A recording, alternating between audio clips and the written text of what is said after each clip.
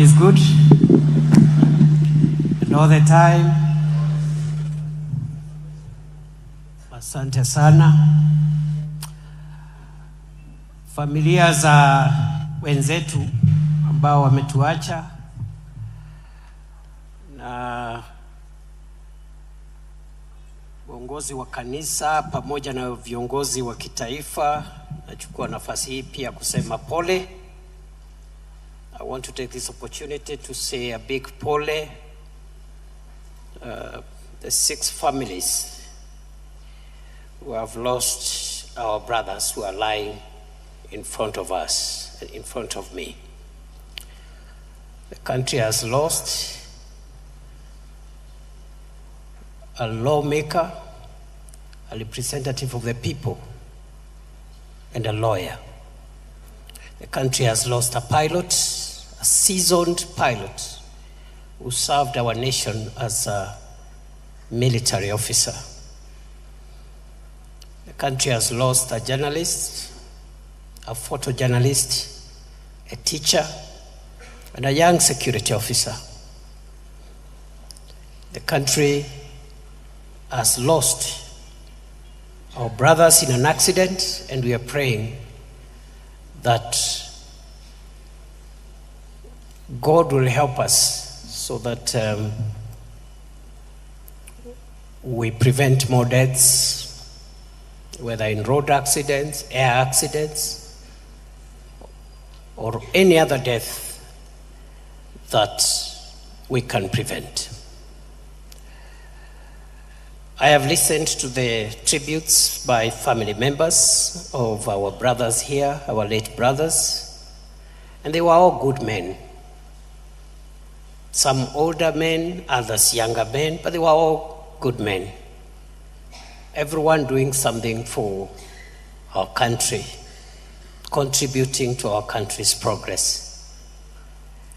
And the Bible encourages us in Revelation chapter 14, verse 13, that blessed are those who die in the Lord. Blessed are those who die well and with good reputation, because they rest from the labors of this world, and their good deeds follow them. Heri wale ambao wanakufa katika Bwana, kwa sababu wanapumzika kutoka kazi ngumu za dunia hii, na matendo yao mazuri yanawafuata katika mapumziko. So we are very proud of our brothers here, and we pray for strength for the families. His Excellency the President has already reached out to support all the families, and he is going also to be with us on Friday. And even after this event, he had asked me to request Patrick, my brother Governor Ntutu, there to pass the message on behalf of the President, because of another assignment I'll be doing after this service. So we are together and we support you.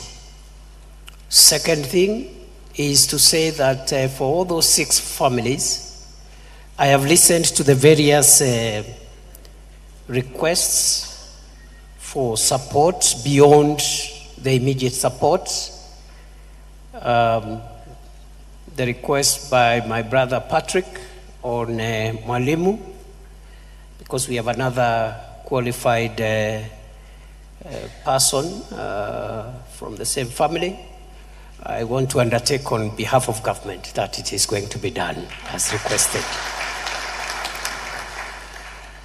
I've also discussed with my brother, Governor Patrick, and we have agreed that because he's the governor from where the majority of these brothers came from, he's going to coordinate so that for each family, whatever requests that are there for each family, Governor Patrick will coordinate, and then they'll bring them to me. We are able as government to support all the families to make sure that we don't abandon them because of the departure of their loved ones.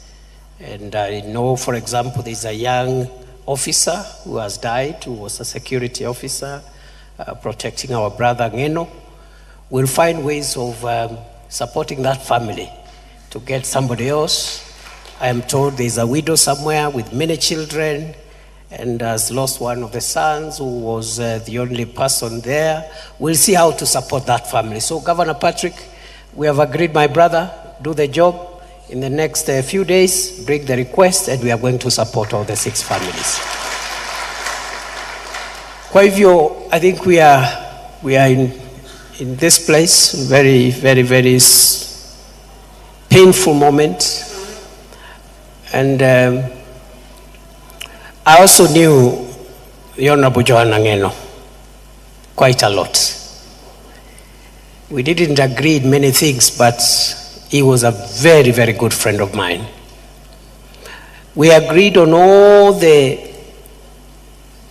ideas and vision that he had for the people of Emuru Dikirr. But we always discussed about the methodology of getting those things done. So I want to agree with those who say that many people may have underrated the intelligence, wit, and the leadership capabilities of Johhana Ngeno. I agree fully. I have engaged him. He's a solid professional, a very visionary leader, and a person who knew how to combine strength that a leader requires to lead and the soft issues of life. How he combined his very strong character as a very strong defender of his people, sometimes very abrasive. But he would combine that with his very easy laughter. Many times when he was off duty, when he was not doing the rough politics of Emuru Dikirr and Narok County. So he advised me. We did 2 events recently with him, one in Emuru Dikirr, another one in Kilgoris, just a few months ago. And let me just say this one. And then he said, not just to me, but to the congregation. We were doing some event for 20 churches. And he came and he told me in front of the people, Mr. Deputy President, if you want to succeed, you must stand behind President Ruto and support him to deliver for Kenya.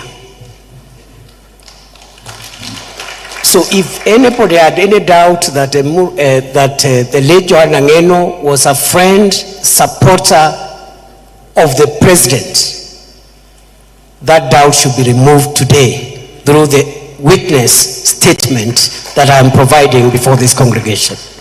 He said loudly and boldly that according to the Kalenjin and Maasai culture, because he's married in the Maasai community and he's from the Kalenjin culture, he said, kwa mila ya Wakalenjin na Wamasai, wako na msemo ya kwamba mguu wa nyuma wa ng'ombe unakanyanga mahali mguu wa mbele umekanyanga. And therefore, as Deputy President, you must support the president in exact and accurate way. Vile ng'ombe ikikanyanga mguu wa mbele, mguu wa nyuma unakanyanga the same spot. So that his vision, the vision of the president, becomes your vision. His agenda becomes your agenda. He even went ahead and said, his people becomes your people. And everything the president aspires to do becomes your aspiration. So that was Johhana Ngeno. And therefore, I have lost a brother and a friend to many people who are here. The final thing that I want to say, so that hand over the program back to the church, is to assure the people of Imuro-Dikir, the people of Narok, that in honor of the late Johhana Ngeno, who has served his constituents for 3 consecutive terms, all the ideals that the late Johhana Ngeno had for Imuro-Dikir and for the people of Narok will be honored.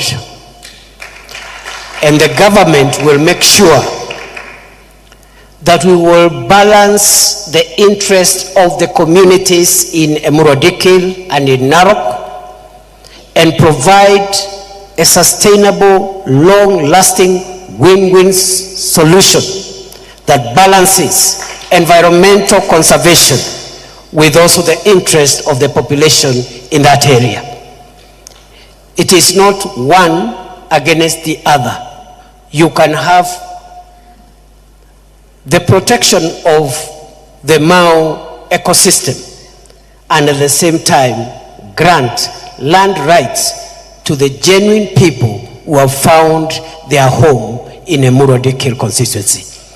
So in honor of Johhana Ngeno, the government will work out a program which is already on course to balance the environmental interest with the interest of the communities, because Johhana Ngeno believed in peaceful coexistence, he believed in justice and equity, and he believed that everyone deserves justice, and he fought for all the communities that were in his constituency and in Narok County. Kwa hivyo tumeshukuru sana vile Mungu ametuwezesha kuwa na hafla hii.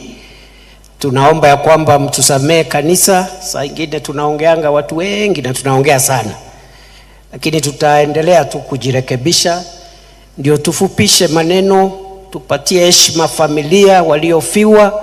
Tuko na nafasi nyingi sana ya kuongea outside some of these very personal events like funerals and weddings, which are quite personal to the family. So we are growing. We are trying to moderate ourselves, and in the future we will have shorter events so that the family can have ample time to grieve and to feel comforted. Mimi ndio nimesema nimefanya makosa, sio nyinyi. I see some of the politicians are looking at me as if I've accused them of anything. I have not accused anybody.